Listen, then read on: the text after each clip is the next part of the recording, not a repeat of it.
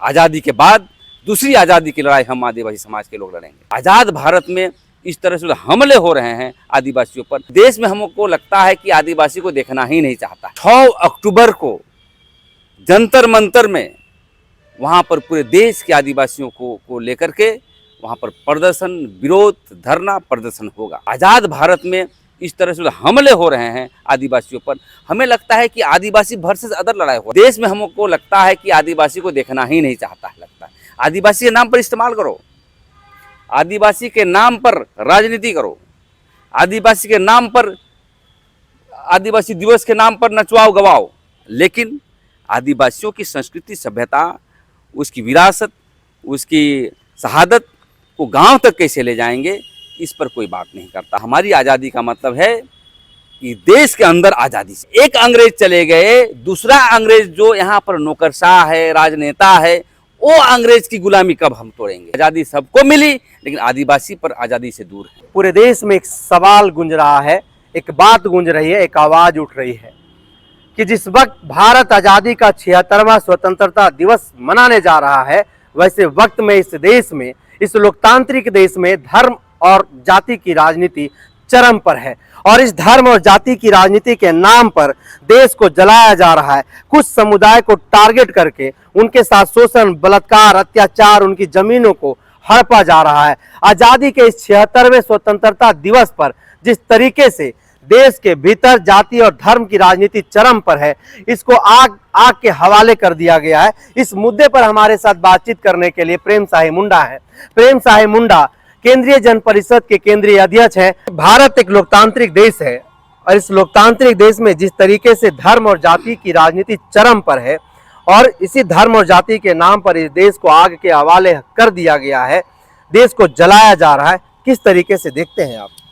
देखिए, हम लोग 9 अगस्त को पूरे दुनिया में आदिवासी दिवस मनाएं और उसी दिन अंग्रेजों भारत छोड़ो का भी नारा दिया गया था। और आज हम लोग आज़ादी के 76 साल हम लोग मना रहे हैं। एक तरफ हमारा आज़ादी का हम लोग जश्न मना रहे हैं और दूसरी तरफ हमारे आदिवासियों के मामले को लेकर के हमारा यूसीसी लाया जा रहा है। आदिवासियों की ज़मीन छीनी जा रही है, मणिपुर में निवस्त करके घुमाया जा रहा है, कहीं कहीं पेशाब किया जा रहा है। तो अनेक मुद्दे पर जो है हम आदिवासी संघर्ष कर रहे हैं।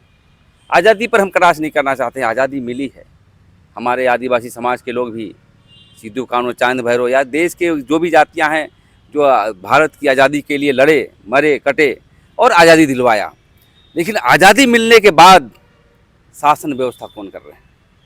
अभी भी आज़ादी किसको नहीं मिली है सही रूप में। तो मैं ये कहना चाहता हूँ, अभी यूसीसी के जो मामले पर है कि एक कानून, एक धर्म, एक पोशाक की परिकल्पना जो किया जा रहा है, उसमें आदिवासियों का सबसे बड़ा जो प्रॉब्लम होने वाला है। यदि यूसीसी लाना ही है तो आप स्कूल में लाएं, हर जाति को, हर धर्म को आप पढ़ाने का काम करें। आप मंदिरों में घुसने दें हर जातियों को। दूसरी बात, शादी विवाह की परंपरा को हर जाति को करने दें। ये परंपरा न करके जानबूझ के एक तानाशाह की तरह जो है यूसीसी लाया जा रहा है। और इस संदर्भ में हम लोग आदिवासी समाज के लोग आज़ादी के बाद दूसरी आज़ादी की लड़ाई हम आदिवासी समाज के लोग लड़ेंगे। हमारा जो है 19 तारीख को, मतलब 19 अगस्त को हमारा रायपुर में पूरे आदिवासियों का बैठक है और सभी जगह, अभी हम लोग को कोलकाता में आज सभा चल रही है और दिल्ली में हम लोग का पूरे देश के पैमाने पर 6 अक्टूबर को जंतर मंतर में वहाँ पर पूरे देश के आदिवासियों को लेकर के वहाँ पर प्रदर्शन, विरोध, धरना प्रदर्शन होगा। क्योंकि हम आज़ाद भारत में रहते हैं।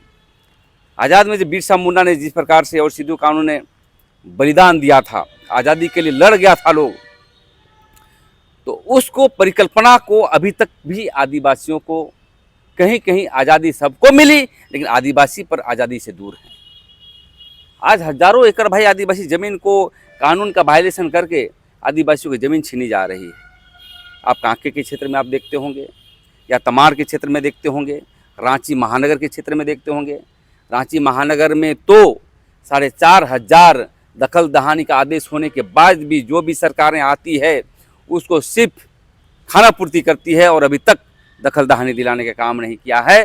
तो इस संदर्भ में हम देखना चाहते हैं राज्य सरकार को कि केंद्र को भी लड़ना है, राज्य को भी लड़ना है। केंद्र हमें यूसीसी के ला करके हमें तबाह कर रही है और राज्य सरकार जो है यहाँ की ज़मीन पर कुछ नहीं बोलना, इस पर जो है तबाह कर रही है। आज तक ज़मीन के मुद्दे को लेकर के न टास्क फोर्स तैयार कर रही है और नहीं किसी को आदेश दे रही है और नहीं कोई भी आदिवासी मुद्दे पर आदिवासी सरकार होने के बावजूद भी कॉन्शियस होकर के ज़मीन बचाने का काम नहीं कर रही है, नौकरी हम लोग देने का काम नहीं कर रही है। ट्राइबल सब प्लान का जो पैसा था, इन्होंने जो आदिवासी दिवस में मात्र 7 करोड़ खर्चा किया। हम तो मांग करना चाहते हैं कि आने वाला समय में 7 करोड़ नहीं 7,000 करोड़ ट्राइबल सब प्लान का जो है आपको करना चाहिए और गांव-गांव में ये आदिवासी दिवस मनाएं। लेकिन आज़ाद भारत में इस तरह से हमले हो रहे हैं आदिवासियों पर, हमें लगता है कि आदिवासी वर्सेस अदर लड़ाई हो रही है देश में। आदिवासी वर्सेस पूंजीपति वर्ग, जमीन, जल, खनिज संपदा सभी मुद्दे पर हम लोग संघर्ष कर रहे हैं और आदिवासी भी जीवट जात है। भले हम आखिर कौन लोग है जो इतना बड़ा दुस्साहस कर रहा है, जाति और धर्म के नाम पर लोगों को लड़ाने का काम कर रहा है? कौन लोग है? देखिए, इस देश में राजनीतिक पार्टियां हैं और मैं एक राजनीतिक पार्टियां एक की बात नहीं करूंगा। अनेक राजनीतिक पार्टियां हैं जो अभी सत्ता पर स्थापित है, भारतीय जनता पार्टी, और उससे पहले भी कांग्रेस पार्टी ने पेशा कानून बनाया लेकिन राज्य सरकार इम्प्लीमेंट नहीं कर रही है। 5वीं अनुसूची बनाया, राज्य सरकार इम्प्लीमेंट नहीं कर रही है। भूमि अधिग्रहण बिल 2013 आदिवासियों के हित के लिए बना और सभी जनताओं के लिए बना, वो लागू नहीं हो रही है। एक पार्टी कानून बनाती है और एक पार्टी जो है उस कानून को तोड़ती है, उस संविधान को तोड़ता है, वो नियम को तोड़ता है, वो प्रस्ताव को तोड़ता है। इसीलिए हमारी जो लड़ाई है आदिवासी समाज का, जो पार्टी आदिवासियों के हित में काम नहीं कर रही है उन सभी पार्टियों से लड़ाई चल रही है। और ये बहुत खेद प्रकट करना चाहते हैं कि देश में हमको लगता है कि आदिवासी को देखना ही नहीं चाहता है। लगता है आदिवासी के नाम पर इस्तेमाल करो, आदिवासी के नाम पर राजनीति करो, आदिवासी के नाम पर, आदिवासी दिवस के नाम पर नचवाओ गवाओ, लेकिन आदिवासियों की संस्कृति, सभ्यता, उसकी विरासत, उसकी शहादत को गांव तक कैसे ले जाएंगे, इस पर कोई बात नहीं करता है। इसलिए मैं कहना चाहता हूं कि जो भी आने वाला समय में राजनेता उभरेंगे आएंगे, लेकिन तत्काल प्रभाव से जो है हेमंत सोरेन सरकार भी आदिवासियों पर कोई कंसर्स उतना नहीं है। और इसलिए मैं कहना चाहता हूं कि आदिवासी समाज को जागरूक कर रहे हैं और अब हम लोग नहीं कहेंगे। 40 साल तक हम लोग तरसे, अभी भी यार ज़मीन लोग खरीद रहे हैं माफिया लोग, और अगल बगल गांव से जा कर के रिक्शा चलाने के लिए रांची आते हैं। कोई दतुन के पते बेचने आ रहा है, अभी भी बड़े बड़े बिल्डिंग बने हैं, उसमें डाय धंगरिंग का हमारा आदिवासी लोग काम करता है। कोई चिंतन नहीं है। इस राज्य को विकास करने के लिए आर्थिक, सामाजिक, राजनीतिक, धार्मिक सभी चीज़ों को संपूर्ण क्रांति की आवश्यकता है, लेकिन नहीं हो पा रहा। आप लोग एक बात और कहते हैं कि इस आज़ाद भारत में आदिवासी समुदाय आज भी आज़ाद नहीं है, ऐसा क्यों कहते हैं? अरे उसका आज़ादी नहीं है, वो तड़प रहा है। आज़ाद तो हुआ भारत में, आज़ादी है, अच्छी तरह से लड़ने का अधिकार है, सब कुछ अधिकार है, लेकिन जो एक अंग्रेज चले गए, दूसरा अंग्रेज जो यहाँ पर नौकरशाह है, राजनेता है, वो अंग्रेज की गुलामी कब हम तोड़ेंगे, उसको कैसे हम हराएंगे? ये आज़ादी की लड़ाई है। आपको पता है, अब जो भी सीओ के पास जाइएगा, यदि आपके पास रसीद नहीं कटा है, ऑनलाइन यदि आपका रसीद नहीं कट रहा है, तो उसको यदि अप्लाई करते हैं तो प्रति डिसमिल रेट बंधा हुआ है, किसी को 10, किसी को 15,000 करके। मतलब कोई जमीन भी खरीदा है तो उसको जमीन बनाने के लिए जो है 4 लाख रुपये खर्च होगा। ऐसे बहुत मामले हैं। तो हमारी आज़ादी का मतलब है कि देश के अंदर आज़ादी चाहिए।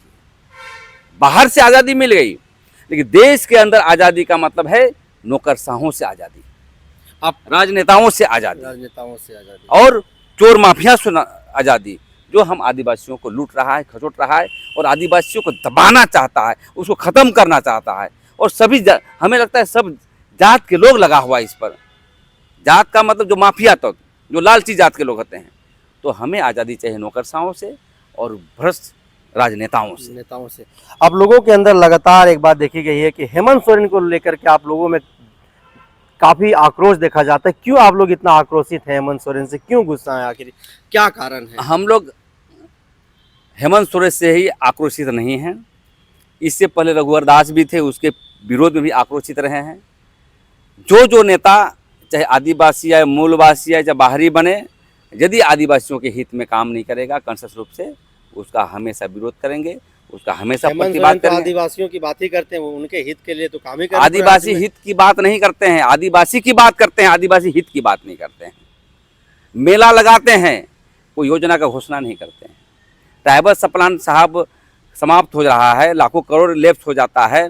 आप 7 करोड़ जो है आदिवासी दिवस पर मेला लगाते हैं, कोई चिंतन नहीं। आपने योजना का घोषणा किया क्या? उसमें कितनी योजना घोषणा किया आदिवासियों के लिए? इसलिए मैं कहना चाहता हूँ कि मीडिया के माध्यम से कि हेमंत सोरेन रहे या कोई मुख्यमंत्री रहे, आदिवासियों के हित में बात नहीं करेगा तो उसको हम आदिवासी विरोधी मानेंगे, चाहे क्यों ना अपना जात का हो।